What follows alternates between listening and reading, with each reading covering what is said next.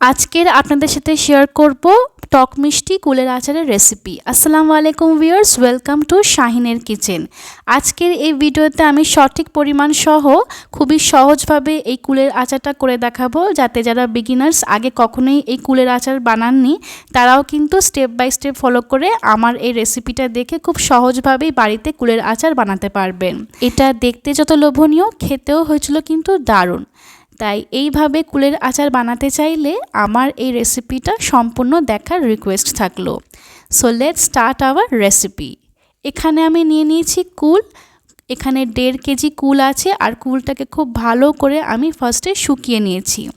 এটা 4 থেকে 5 দিন লেগেছে আমার শুকাতে। কড়া রোদে কিন্তু এইভাবে শুকিয়ে নিতে হবে, আর শুকানোর পরে এইভাবে কুলের বোটাটাকে কিন্তু ছাড়িয়ে নিতে হবে। সো সম্পূর্ণ কুলগুলোকে আমি বেছে নিয়েছি প্রথমে, আর তারপরে এই কুলগুলোকে আমি ধুয়ে নিচ্ছি। এই কুলগুলোতে প্রচুর বালি থাকে, ধুলো থাকে, তাই খুব ভালো করে 4 থেকে 5 বার পানি পাল্টে পাল্টে ধুয়ে নিতে হবে। খুব ভালো করে আমি কুলগুলোকে ধুয়ে নেব, আর ধুয়ে নিয়েছি। এখানে দেখতেই পাচ্ছেন, এটাকে একটা সাইডে রেখে দিয়েছি। এরপরে আমি কিছুটা পানি গরম করে নিয়েছি, আর এই পানি গরমটা এই বোলের মধ্যে এখন ট্রান্সফার করে দিলাম। কুলগুলোকে এই গরম পানির মধ্যে কিছু সময়ের জন্য ভিজিয়ে রাখবো, যাতে কুলগুলো খুব সুন্দরভাবে সফট হয়ে যায়, নরম হয়ে যায়। তো এইভাবে কিন্তু কুলগুলোকে আমি ভিজিয়ে রাখছি কিছু সময়ের জন্য। এটাকে একটা সাইডে রেখে দেব। আর চলুন এখন দেখে নিই এর আসল মশলাগুলো। এখানে আমি চামচ মেপে 5 চামচ মৌরি দিয়েছি। আপনারা দেখতেই পাচ্ছেন 5 চামচ মৌরি দিয়েছি। আর এখানে আমি এখন দিয়ে দিচ্ছি জিরে। এখানে দিয়েছি আমি 4 চামচ জিরে। সো এখানে 4 চামচ জিরে লাগবে আমাদের। আর এখানে এখন দিয়ে দিলাম 4টে শুকনো লঙ্কা। দিয়ে দিচ্ছি এখানে 2 চামচ 5 ফোড়ন। এই সব গোটা মশলাগুলোকে আমি এই ফ্রাইং প্যানে দিয়ে দিলাম, আর এটাকে আমি এখন ড্রাই রোস্ট করে নেব। তো কোনো রকম তেল দিতে হবে না, হালকা করে এইভাবে ড্রাই রোস্ট করে নিতে হবে। 2 থেকে 3 মিনিট লেগেছে আমার এটাকে ড্রাই রোস্ট করতে। শুকনো অবস্থায় এইভাবে কিন্তু ভেজে নিতে হবে, যতক্ষণ না খুব সুন্দর একটা স্মেল চলে আসে। আর ফ্লেমটাকে অবশ্যই লোতে রাখবেন। আর এটা ঠান্ডা হয়ে গেলে এইভাবে আমি পাউডার করে নিয়েছি। কিছুটা আস্তে আস্তে আছে, ফাইন পাউডার করতে হবে না। এখানে এখন নিয়ে নিচ্ছি আমি গুড়। এটা আখের গুড়, আর এই পুরো ডাব্বায় কিন্তু আমি এই রেসিপিতে ইউজ করব। এখানে আছে প্রায় 950 গ্রাম গুড়। এখানে আমি প্রায় 1.5 কেজি মতন কুল নিয়েছি, আর 1.5 কেজি কুলের জন্য আমি দিয়ে দেব 950 গ্রাম কুল। একটা কড়াইয়ের মধ্যে এই কুলটাকে গলিয়ে নিচ্ছি। আমি এই কড়াইতে ফার্স্টে 1 কাপ পানি দিয়েছিলাম, আর পানিটা হালকা গরম হয়ে গেলে সম্পূর্ণ গুড়টাকেই কিন্তু কড়াইয়ের মধ্যে আমি দিয়ে দিয়েছি। আর গুড়টাকে খুব ভালো করে এখানে গলিয়ে নিচ্ছি, দেখতেই পাচ্ছেন। এটা গলে গেলে কিন্তু আমি একটা সাইডে রেখে দেবো। এখন চলুন এই কুলটাকে আমি এখান থেকে বের করে নিচ্ছি। যেই কুলগুলোকে আমি ভিজিয়ে রেখে দিয়েছিলাম সেগুলোকে আমি এখন এইভাবে তুলে নিচ্ছি, আর তুলে আমি এটাকে এক সাইডে রেখে দেবো। এইবারে চলে আসছি আসল আচার বানানোর প্রসেসে। গ্যাসের উপরে বসিয়ে দিচ্ছি একটা হাঁড়ি। হাঁড়ির মধ্যে দিয়ে দিচ্ছি বেশ কিছুটা সরিষার তেল, দিয়ে দিচ্ছি একটা শুকনো লঙ্কা, দিয়ে দিচ্ছি এখানে 5 ফোড়ন। এরপরে দিয়ে দেব এখানে সেই কুলগুলোকে আমি পানি ঝরিয়ে রেখে দিয়েছিলাম। কুলগুলোকে দিয়ে দিয়েছি, আর এই কুলগুলোকে এখন আমি ভেজে নিচ্ছি।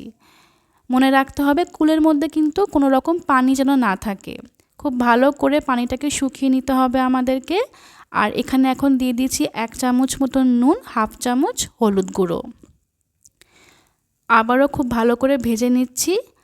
প্রায় 4 থেকে 5 মিনিট মতো আমি এইভাবেই কিন্তু ভেজে নেব লো ফ্লেমে, যাতে পানিটা পুরোপুরি যেন শুকিয়ে যায়। কোনো রকম পানি যেন না থাকে, আমি বারবার বলছি, নাহলে কুলগুলো কিন্তু নষ্ট হয়ে যেতে পারে, মানে আচারটা কিন্তু নষ্ট হয়ে যেতে পারে।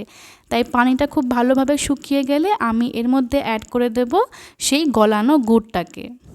সম্পূর্ণ গুড়টাকে আমি এর মধ্যে অ্যাড করে দিয়েছি। আর গুড়টা দেখলেন আমি ছেঁকে নিয়েছি, যাতে কোনো রকম যদি ইমপিউরিটিস থাকে, মানে বালি থাকে, সেগুলো যেন এই ছাঁকনির মধ্যে বেঁধে যায়। এরপরের স্টেপটা কিন্তু খুব ইম্পর্টেন্ট। এইভাবে কিন্তু গ্যাসের উপরে লো টু মিডিয়াম ফ্লেমে এই কুল আর গুড়টাকে খুব ভালো করে নেড়েচেড়ে মিশিয়ে নিতে হবে, খুব ভালো করে পাক করে নিতে হবে। এটাকে বলে গুড়ের সাথে কুলকে পাক করে নেওয়া। আর এই কাজটা কিন্তু আমার লেগেছিল 40 থেকে 45 মিনিট। আপনারা একটু টাইম নিয়ে এই কাজটা করবেন যাতে এটার টেস্টটা আরও বেশি ভালো হয়। এখন এখানে দিয়ে দিচ্ছি কিছুটা তেঁতুলের পাল্প। আমি হাফ কাপ পানিতে কিছুটা তেঁতুল ভিজিয়ে রেখে দিয়েছিলাম। এই তেঁতুলটা দিলেও কিন্তু এই কুলের আচারের টেস্টটা দ্বিগুণ হয়ে যায়। এখানে আপনাদেরকে একটা টিপ দেবো বা ইম্পর্টেন্ট পয়েন্ট বলবো, সেটা হলো আপনারা এই কুলের আচার বানানোর সময় কোনো রকম তাড়াহুড়ো করবেন না।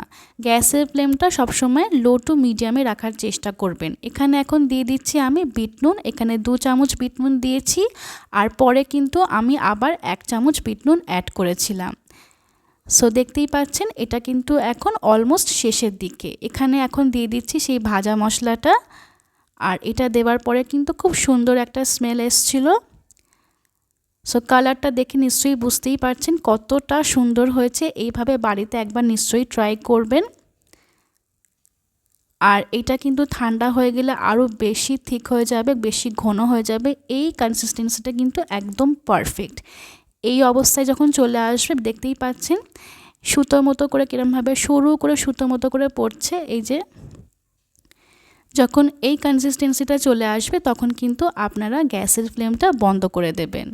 আমার কুলের আচার কিন্তু এখানে ডান রেডি। আজকের আমার এই লোভনীয় টক মিষ্টি কুলের আচার। আমি এখানে ঝালের পরিমাণটা একটু কম রেখেছি, তবে আপনারা চাইলে ঝালটাকে কম বেশি করে নিতে পারেন।